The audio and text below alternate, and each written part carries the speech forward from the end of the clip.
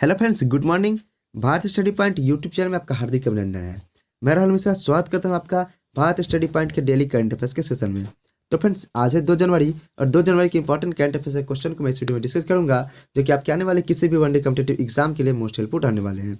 तो चलिए friends, start करते हैं आज के टॉप 10 करंट अफेयर्स क्वेश्चन को। हमारा आज का पहला प्रश्न है कि हाल ही में भारतीय तटरक्षक बल के 24वें प्रमुख के रूप में किसे नियुक्त किया गया है। तो वीएस पठानिया को भारतीय तटरक्षक बल अर्थात कोस्ट गार्ड के 24वें प्रमुख के रूप में नियुक्त किया गया है। आपको बता दें कि इनका जो नियुक्ति है ये 31 दिसंबर 2021 को की गई थी। अब मैं आपको टॉप 6 महानिदेशक के नाम बताता हूं जो कि इस बार नियुक्त किए गए हैं। तो सशस्त्र सीमा बल अर्थात एसएसबी का महानिदेशक किसे नियुक्त किया गया है, ये मैंने आपको हाल ही में पढ़ाया था। संजय अरोरा को नियुक्त किया गया है। बीएसएफ के महानिदेशक अर्थात सीमा सुरक्षा बल के महानिदेशक कौन है, तो पंकज कुमार सिंह सीमा सुरक्षा बल के महानिदेशक हैं। सीआरपीएफ अर्थात केंद्रीय रिजर्व पुलिस फोर्स के महानिदेशक कौन है, तो कुलदीप सिंह है। केंद्रीय औद्योगिक सुरक्षा बल अर्थात सीआईएसएफ के महानिदेशक कौन है, तो वरदान सिंह है। तिब्बत पुलिस अर्थात आईटीबीपी के महानिदेशक कौन है, तो संजय अरोरा ही आईटीबीपी के महानिदेशक हैं और इन्हीं को ही एक अतिरिक्त प्रभार दिया गया है जिसके तहत एसएसबी अर्थात सशस्त्र सीमा बल के महानिदेशक के रूप में नियुक्त किए गए हैं। इसके अलावा राष्ट्रीय कैडेट कोर अर्थात एनसीसी के महानिदेशक कौन है, तो गुरबीर पाल सिंह एनसीसी के महानिदेशक हैं। आगे बढ़ते हैं फ्रेंड्स अगले क्वेश्चन नंबर 2 की ओर। हाल ही में easyMyTrip.com के ब्रांड एम्बेसडर के रूप में किसे नियुक्त किया गया है, तो easyMyTrip.com के ब्रांड एम्बेसडर के रूप में विजय राज और वरुण शर्मा एक्टर को नियुक्त किया गया है। आपको बता दें कि ऐसा पहली बार हुआ है जब easyMyTrip ने किसी को अपने ब्रांड एम्बेसडर के रूप में जोड़ी में नियुक्त किया है। ठीक है फ्रेंड्स, अब मैं आपको बताता हूँ इस बार नियुक्त किया गया इंपॉर्टेंट ब्रांड एम्बेसडर जो कि दिसंबर मंथ में नियुक्त किया गया है। गुड नाइट कंपनी का गुड डॉट होगा, यहाँ पे गुड नाइट नहीं होगा, गुड डॉट कंपनी का ब्रांड एम्बेसडर किसे बनाया गया है, तो टोक्यो ओलंपिक के गोल्ड मेडलिस्ट नीरज चोपड़ा को गुड डॉट कंपनी का ब्रांड एम्बेसडर नियुक्त किया गया है। और उत्तराखंड का ब्रांड एम्बेसडर किसे बनाया गया है, तो भारतीय विकेटकीपर ऋषभ पंत को उत्तराखंड का ब्रांड एम्बेसडर बनाया गया है। तो फ्रेंड्स, अगर आपको हमारा सेशन पसंद आता है तो वीडियो को लाइक, चैनल को सब्सक्राइब और वीडियो को एक शेयर जरूर करें। अगला क्वेश्चन नंबर 3 है। द गोल्डन गर्ल और the Mary Tyler Moore Show में अपनी भूमिकाओं के लिए प्रसिद्ध अभिनेत्री का नाम क्या है, तो Betty White the Golden Girl और the Mary Tyler Moore Show में प्रसिद्ध अभिनेत्री का नाम है। उनमें इन्होंने प्रसिद्ध भूमिका निभाई थी और इनका हाल ही में निधन हो गया है।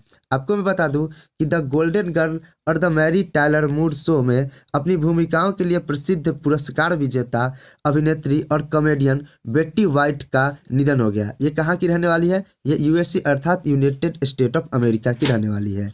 इसके अलावा 2013 में Guinness book of world record ने वाइट को 75 साल से अधिक के कैरियर के साथ सम्मानित किया था। बेट्टी वाइट ने 23 एमी नामांकन प्राप्त किए और 6 जीते हैं। राष्ट्रपति जो बाइडेन ने बेटी वाइट को सांस्कृतिक प्रतीक कहा, यानी कि उनका अब हाल ही में निधन हो गया है। इसके अलावा अमेरिका के आधुनिक युग के डार्विन कहे जाने वाले इलो विंसन का हाल ही में निधन हो गया था, जो कि मैंने आपको पढ़ाया था। आपका राइट आंसर ये हो जाएगा। यह भी आपके एग्जाम पॉइंट ऑफ व्यू से मोस्ट इंपॉर्टेंट है, आपके एग्जाम में एकदम छपने वाला है। अगला क्वेश्चन नंबर हमारा 4 है। हाल ही में किसने अंडर 19 एशिया क्रिकेट कप 2021 जीता है, तो भारत ने बांग्लादेश को हराकर अंडर 19 एशिया क्रिकेट कप 2021 का खिताब अपने नाम कर लिया है। आपको बता दें कि भारत अब तक कुल 8 बार अंडर 19 एशिया कप जीत चुका है, जिसमें 2012 में एक साझा ट्रॉफी भी शामिल है। टीम के पास कभी फाइनल नहीं हारने का भी रिकॉर्ड है, यानी कि भारतीय टीम जब भी एशिया कप में फाइनल में पहुंची है तब जीत ही हासिल की है। अब चलिए मैं आपको क्रिकेट से रिलेटेड कुछ इंपॉर्टेंट क्वेश्चन बताता हूं जो कि आपके एग्जाम पॉइंट ऑफ व्यू से मोस्ट इंपॉर्टेंट रहने वाले हैं। क्वेश्चन है जो कि कल ही मैंने आपको कराया था कि दक्षिण अफ्रीका के सेंचुरियन टेस्ट मैच में जीतने वाली पहली एशियाई टीम कौन बनी है, तो वह भारत बनी है। विजय हजारे क्रिकेट ट्रॉफी 2021 का खिताब किस राज्य ने जीता है, तो हिमाचल प्रदेश ने जीता है। अगला क्वेश्चन, राष्ट्रीय नेत्रहीन T20 क्रिकेट टूर्नामेंट का खिताब किस राज्य ने जीता, तो यह आंध्र प्रदेश ने जीता है। अगला क्वेश्चन है कि सारा टेलर पुरुष फ्रेंचाइजी क्रिकेट की पहली महिला कोच बनी है, यह किस देश की है, तो सारा टेलर इंग्लैंड की है जो पुरुष फ्रेंचाइजी क्रिकेट की पहली महिला कोच बनी है।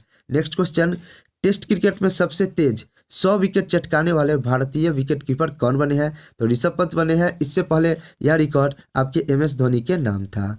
अगला क्वेश्चन नंबर नेक्स्ट है हमारा, 200 टेस्ट विकेट लेने वाले 5वें भारतीय गेंदबाज कौन बन गए हैं? तो मोहम्मद शमी 200 टेस्ट विकेट लेने वाले 5वें भारतीय गेंदबाज बन गए हैं। इसके अलावा वे सबसे तेज 200 विकेट लेने वाले पहले भारतीय गेंदबाज भी बन गए हैं। इससे पहले यह रिकॉर्ड रविचंद्रन अश्विन के नाम था। चलिए आगे बढ़ते हैं। नेक्स्ट क्वेश्चन देखते हैं कि उत्तराखंड का ब्रांड एम्बेसडर किसे बनाया गया है?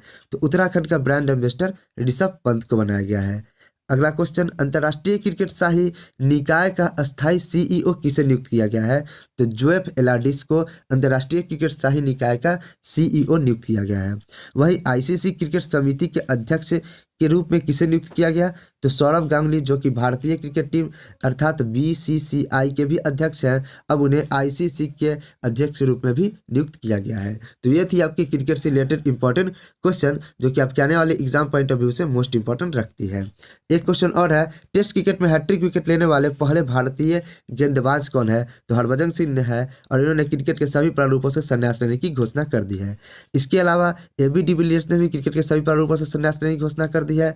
वहीं क्विंटन डिकॉक, जो कि साउथ अफ्रीका के विकेट कीपर है, उन्होंने टेस्ट क्रिकेट से संन्यास लेने की घोषणा कर दी है। इसके अलावा न्यूजीलैंड के खिलाड़ी रॉस टेलर ने टेस्ट क्रिकेट से भी संन्यास लेने की घोषणा कर दी है। तो यह थी आपकी 2021 की इंपॉर्टेंट क्रिकेट के रिगार्डिंग करेंट अफेयर्स। अगला क्वेश्चन नंबर 5 है। क्वेश्चन नंबर 5 है हमारा कि हाल ही में बारबाडोस में भारत के नए उच्चायुक्त के रूप में किसे नियुक्त किया गया है? तो बारबाडोस में भारत के नए उच्चायुक्त के रूप में S बालचंद्रन को नियुक्त किया गया है। अब मैं आपको नियुक्त हुए कुछ उच्चायुक्त के बारे में बताता हूं कि चीन में भारत का कौन सा उच्चायुक्त नियुक्त किया गया है। वहां पे टाइपिंग मिस्टेक है, आपको बताना है। मैं लगातार आपको पढ़ा रहा हूं कि चीन में भारत के उच्चायुक्त किसे नियुक्त किया गया है, तो इसका जवाब आपको कमेंट बॉक्स में देना है। आपको बता दें कि जो आपको S बालचंद्रन है, यह सूरीनाम गणराज्य में भारत के राजदूत हैं, लेकिन इन्हें ही एक अतिरिक्त प्रभार दिया गया है, जिसमें बारबाडोस में इन्हें अगले उच्चायुक्त के रूप में नियुक्त किया जाएगा। अगला क्वेश्चन नंबर हमारा 6 है। शीतकालीन ओलंपिक 2022 के 2 अलग अलग आयोजनों के लिए क्वालिफाई करने वाले पहले भारतीय एथलीट कौन बने हैं? तो जम्मू कश्मीर के आरिफ मोहम्मद खान पहले ऐसे भारतीय बने हैं जो किसी भी ओलंपिक में, शीतकालीन ओलंपिक में 2 अलग अलग आयोजनों के लिए क्वालिफाई किए हैं।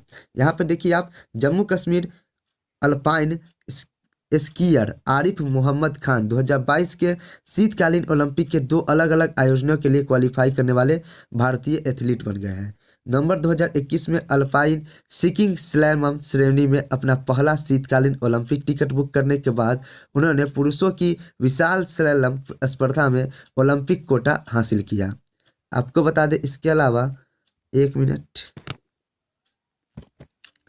कि यह जो शीतकालीन ओलंपिक होगा यह आपके 4 से 20 फरवरी तक चलेगा। अगला क्वेश्चन है आपके ओलंपिक से रिलेटेड है कि अमेरिका ने कुल कितने पदक जीते थे इस बार के टोक्यो ओलंपिक ने?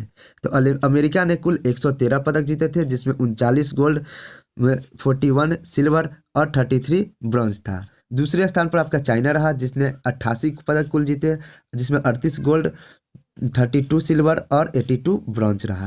वहीं तीसरे स्थान पर आपका जापान रहा, जिन्होंने कुल 58 पदक जीते, जिसमें 27 गोल्ड, 14 सिल्वर और 17 ब्रॉन्ज। वहीं भारत का स्थान जो था वह 48वां था, जिसने कुल 7 पदक जीते, जिसमें 1 गोल्ड जो कि नीरज चोपड़ा जीते, और नीरज चोपड़ा को हाल ही में गुड डॉट का ब्रांड एम्बेसडर बनाया गया है।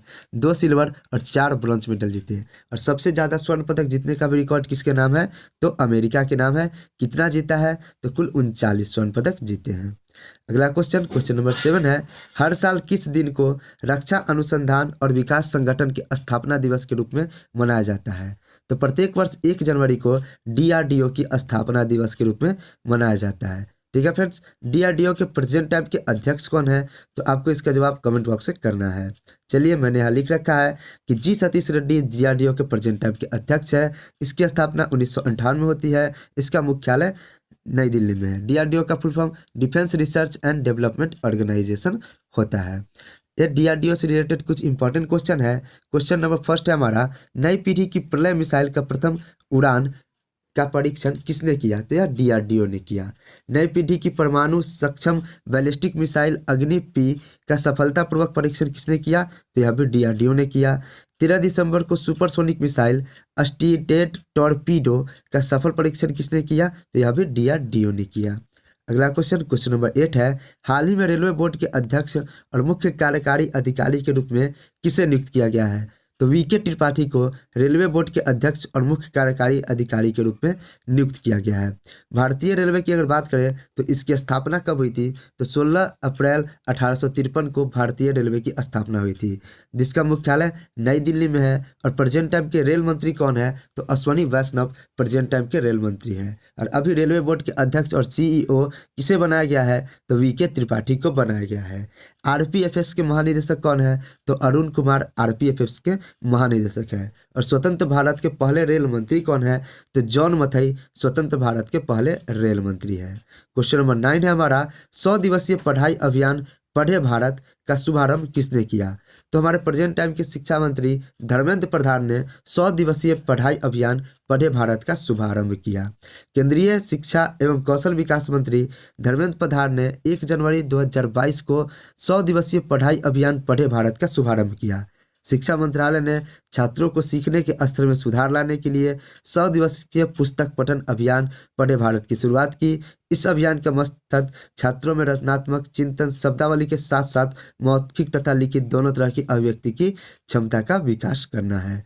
अगला क्वेश्चन नंबर 10 है, बिहार राज्य के नए मुख्य सचिव के रूप में किसे नियुक्त किया गया है? तो बिहार राज्य के नए मुख्य सचिव के रूप में मैं आपको बताऊं,